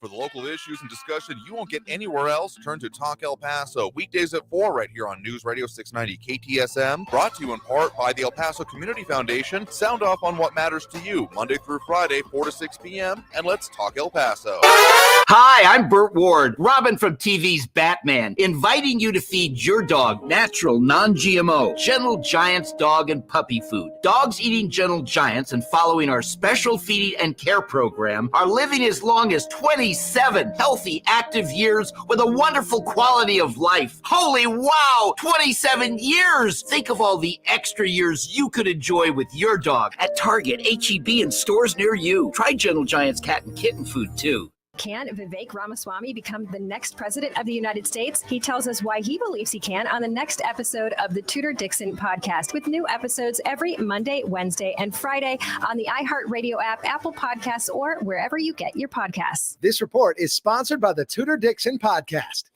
Always just minutes away from the latest news around town and around the world. You need to know what's going on. News Radio 690 KTSM. News Radio 690 KTSM El Paso. Live from the KTSM AM 690 studios, it's Talk El Paso with Andrew J. Polk. To be a part of the show, call 915-544-KTSM or follow on Facebook at facebook.com/Talk El Paso. Now here's your host, Andrew J. Polk. Thank you all so very much for joining us here for Talk El Paso, airing live on News Radio 690 KTSM. I'm your host, Andrew J. Polk. Thank you for tuning in, however you may be doing so, be it on air, online, live streaming through the free and reliable iHeartRadio app, or joining us over on the various social media pages we're up on these days, facebook.com/Talk El Paso, the Talk El Paso channel over on YouTube, Twitter at Talk El Paso, or twitch.tv, Andrew J. Polk. You got that phone line open and available as well. If you want to get on the line, add your 2 cents, 915-544-5876, 915-544-KTSM. A lot of comments coming in as well. Let's see, and a lot of in response to the last caller. Marky Mandingo saying, I will not do a background check on anyone that would negate the sale. So I understand that there are some out there that feel very passionate about private party sales, those aspects of it. Anytime I've ever been to a gun show myself and found myself interested in purchasing anything that is of a serialized and therefore ATF regulated nature, I have always ended up filling out the proper forms and going through the NIC system, because at least maybe this is my experience going to these things, always end up buying from like a representation from an otherwise FFL holder that is kind of reaching out this in another way. That's been my experience. I've never experienced the gun show loophole even at a gun show myself. Frankly, even if I was selling to someone, I gotta say, I would want there to be some kind of documentation on my part, bill of sale minimum. And if there are other regulations here, I'm not saying I'm wholly opposed to it either, because of a CYA thing with me. Because if that's the last chain of custody, which, I know is not necessarily a great phrase to be used in this circumstance, but it can be tracked back to me. I want to prove to it that don't have it anymore, even if I were to want to be seeing destruction of it, among other things. If I ever had a reason to, haven't happened in my life, it's wanting to get a record of that as well, because otherwise I have been very aware of circumstances where videos posted online purporting to be of people who were buying or dealing with something online and therefore had someone show up at the door asking further about it. So that might just be the CYA part for me. Marky Mandingo clarifying, always gotten a background check. It's mandatory, but registration isn't necessary. There is no gun registration in Texas or New Mexico that I'm aware of. There are places that do, like Illinois. They have their firearm owner IDs that are required at the very basic level. So as much as it's used, anyone who takes TV and TV drama series, particularly as an example of how real life works, needs to at least do some kind of reality check, because what is it? The standard line in most cop shows, it's an unregistered firearm. Like, sure, New York City and like Chicago, those are things there. But the fact that people then take that as the default for everywhere else just literally is not true. Just not how it works, among other things. And agree with some of the other comment there is about, again, always willing to talk about the local stuff and, again, the issues. But if you're just wanting to harangue on people, And broken record aspect. Yeah, we're going to move on. Anyway, got at least one more call we'll get to on the line before we get to that next top of the hour. So we do have Eric on the east side with us right now. Eric, thanks for joining us. Yeah, the gun show loophole and private sale loophole is an actual thing. You always misinform your listeners about it, and it makes a big difference. Rational, responsible adults should support universal background checks if they don't want head cases, terrorists, and criminals to get guns. And the private sale loophole makes guns more accessible to these bad actors because there's not a punishment. It's not a serious punishment to sell guns, without a background check. So the gun show loophole is really important, and it makes it easier for these bad actors to get guns. It's important. We should have universal background checks. You opposing universal background checks makes you a gun nut. And okay. So let's not actually carrying. If you think let's clarify some things here. Laws is going to lead to a gun grab. You're not going to do a good Can you even hear me, dude? research into the efficacy of common sense gun laws. You're not going to. That's where the lives lost due to loose gun laws just isn't. It doesn't matter. It doesn't. The efficacy of these common sense gun control laws doesn't matter because if one of them is implemented, that's going to lead to all guns being grabbed. Okay, let's make something perfectly clear here. You've accused me of this in the comments already, so I think I know the summary of being against all and any gun laws. What I have been very clear about, and the vitriol that comes along with this is something I just don't get because we don't actually disagree on that much. It's mostly the way you end up going about it that leads me to disagreeing with you more vehemently than not. What I'm saying about that I've never actually experienced this quote gun show loophole is that, it's never been an experience that it's happened to me. I understand there are stories out there and people who have done that. And frankly, I find myself in favor of universal background checks. But if you're going to jump to conclusions, at least make sure you're jumping into another solid bit of footing and not, say, off that bridge near Paisano. Anyway, point is that, yeah, I would kind of be in favor of it. At the very least, it's something I practice in my own life because all the parts of it, the other parts I was talking about that maybe you weren't listening to because it didn't get you frothed up, is an important thing to also recognize and understand. Let me just say that being careful about this and also previous statements I've made about how do we keep people who are of an unstable nature from accessing firearms is an important question to be done. But to say that, well, anything that goes along these lines should be done in order to achieve it is not reasonable either, because if we're not actually looking at the efficacy of a law, so you keep referencing these common sense gun control. Be very curious to know what actually is under that banner for you. What would you consider common sense gun control? The most obvious one would be universal background checks, which you do in fact disagree with based on you lying about the gun show loophole. That's disinformation you're promoting. Are you even literally listening to me? To not respect the need for universal background checks. I think that answers the question. Literally, dude, I just told you. And if you don't mind, there's a lot of bad faith concern from conservatives in regards to a desire to expand access to mental health care. Conservatives oppose all efforts to expand access to physical health care that actually causes people to die. You think they actually care about expanding mental access to mental health care? That's just a bad faith deflection to distract people from a core part of these mass shootings, which is easy access to these guns. Okay, I get what you're saying there, and I would agree that there are people out there who are literally saying, no, let's just take the focus off of it. A whataboutism, as it's often commonly put. But literally, question for you, are you actually listening to what I'm saying versus like whatever is going on in your own head there? Because seriously, I just said I would support universal background check. Did that register with you at all? I'm aware of that's what you said, but then you promoted you on a consistent basis, you promote the talking point that the gun show loophole is no big deal, which is the core part of the necessity of universal background checks. So you heard it, you just don't care. That's what you're saying because it goes against your preconceived notions. Is that what we're getting at here? I'm sorry? You heard me and you understand what I said, but you don't care what's actually being said because it goes against your preconceived notions of my positions. You're the authority on my positions. Is that what I'm supposed to take away here? That you promote the talking points that cause people to oppose common sense gun control laws, just like you promote white supremacist talking points. Okay. And then you say you disagree with white supremacy. Okay, let's get into that one then. Literally earlier in the show, right towards the top here, I do believe that you said, and so it shouldn't be too hard to find here, and someone saying, hey, they like the analysis, and you came out swinging here. Polk attacking me for pointing out most of his commentator here are racist and full-blown white supremacists. And let's just make one thing clear. You want to talk to anyone about their issues and their positions, talk to me. Call in all you want. I am more than willing to do that. But the thing we're going to let you sit here and literally, I can't remember if it's libel or slander, one's written and one not, just other random people in the audience, that's not going to fly. So you want to talk to me about it. So I've put this to you before. I do believe last time, it was maybe not on this exact issue, Double Dog dared you to say, where have I said anything that is anything but opposed to white supremacy?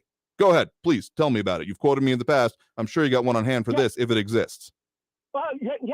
You went out of your way to repeatedly defend Barbara's white supremacist narratives and links. Our race is our nation. You went out of your way to defend that specific blog post, saying that that identity politics, the current state of the United States and identity politics creates legitimate concerns of a race war.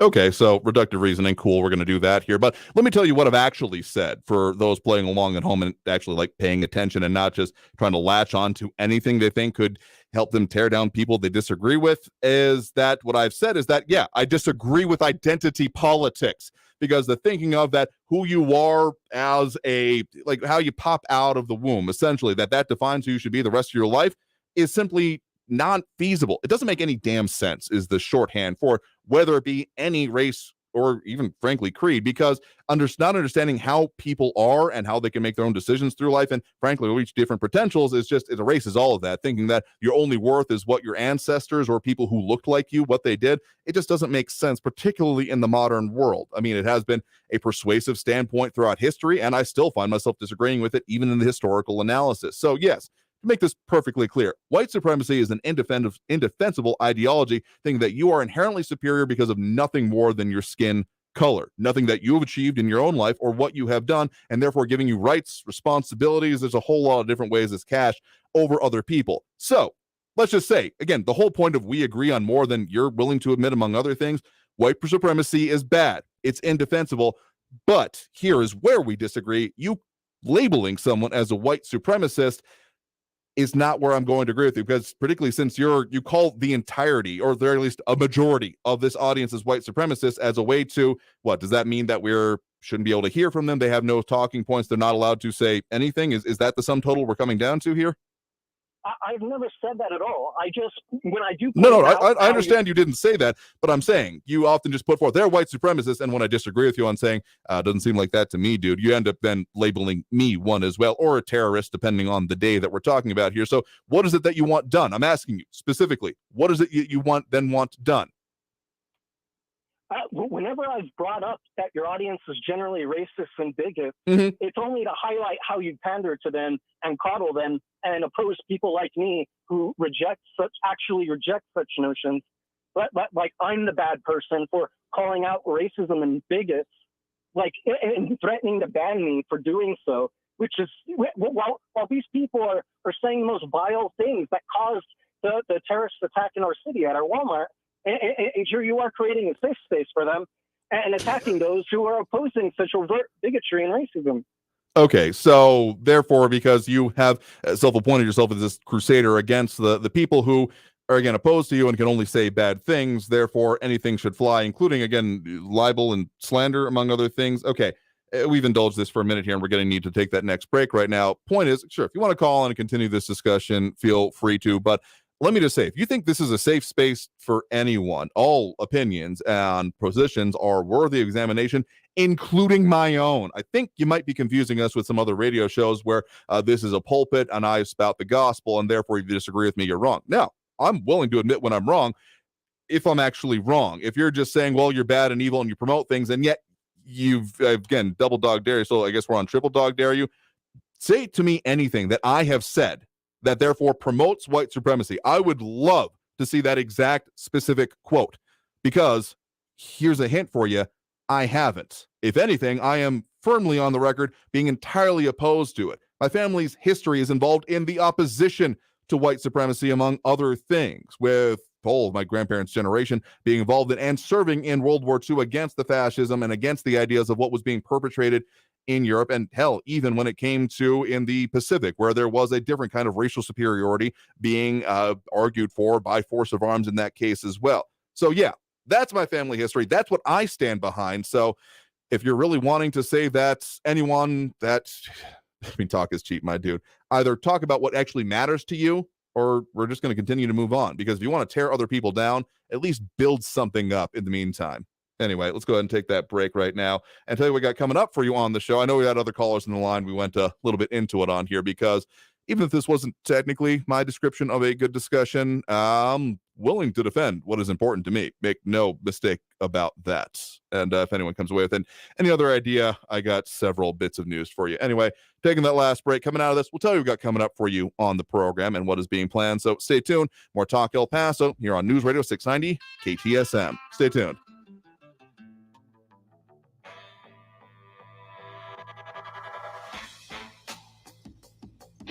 Traffic all day. News Radio 690. I-10 eastbound, Trans Mountain to the 54 Patriot, looking at 12-minute delays. I-10 westbound from the Loop to the Patriot, that's a 6-minute delay. Still slow on the spur. Liberty Expressway from Gateway to the Loop is a 5-minute backup. The intersection of Album and Bermuda Avenue in East El Paso is closed right now due to El Paso water crews working to repair a broken water main. Kerry Edwards, El Paso traffic. This report is sponsored by Verdict with Ted Cruz. I'm Ben Ferguson. And I'm Ted Cruz. Alejandro Mayorkas just testified in the Senate and lied about the crisis at our southern border. And Senator Cruz lit him up. You won't want to miss the fiery cross-examination. So download our podcast, Verdict with Ted Cruz, wherever you get your podcasts. I'm Martin Hoke, the inventor of Navage Nasal Care, and I love Navage. I've told you about how your nose is the body's air filter, that Navage's powered suction will help flush out allergens, viruses, mucus, and germs, and that Navage will help you breathe better. But what do other people say about Navage? Like Tara, quote, "My doctor wanted me to do saline rinses for my allergies, but I've never been able to successfully use a neti pot. Navage uses suction power, so it's foolproof. There are nights when I'll have particularly bothersome allergies. I'll bust it out, and the results are immediate. It's such a relief. It's become a lifesaver," unquote.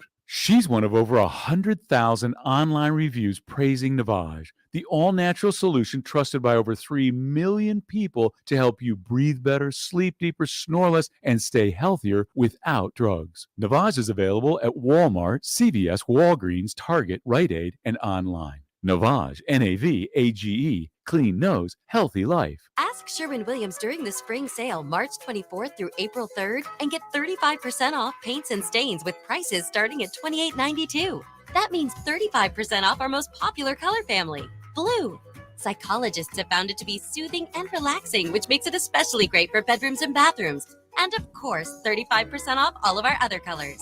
Shop the sale online or visit your neighborhood Sherwin-Williams store. Retail sales only. Some exclusions apply. See store for details.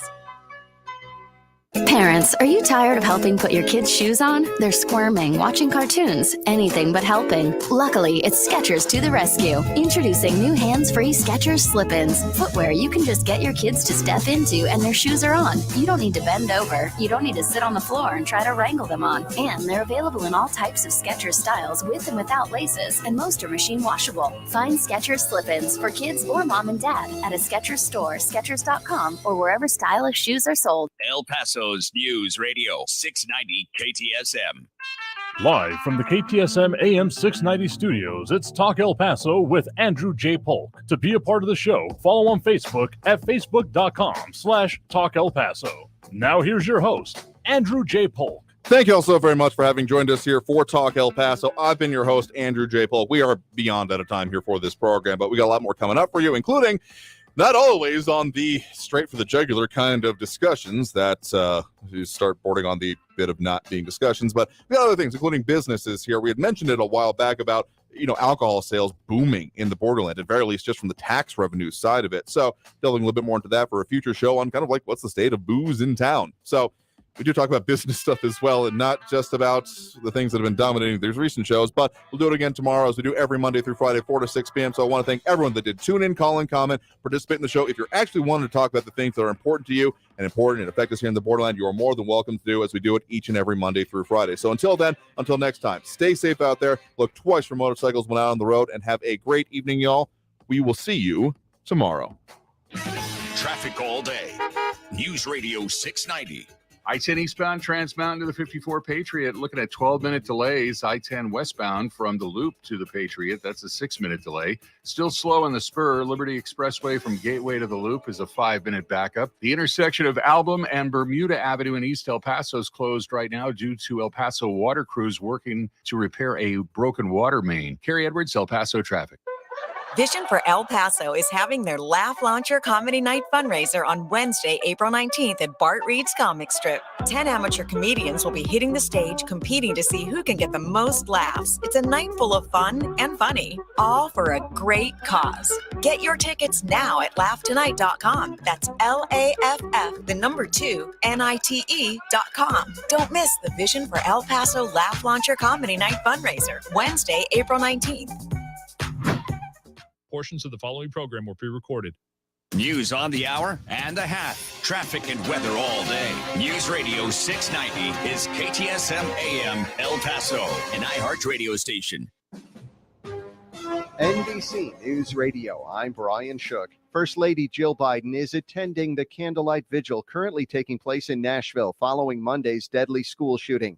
The White House press secretary said the First Lady will honor the lives of those lost in the shooting at the Covenant School. 3 adults and 3 children were killed in the incident. It's unacceptable for members of Congress to say there's nothing they can do to curb gun violence. I asked Republicans, what are you going to say to the families in Nashville at this elementary school who lost their loved ones? 3 9-year-olds. That's what White House Press Secretary Karine Jean-Pierre told reporters today following Monday's deadly school shooting in Nashville. Pope Francis has a respiratory infection and will be hospitalized for several days. The Vatican says Francis has been experiencing difficulty breathing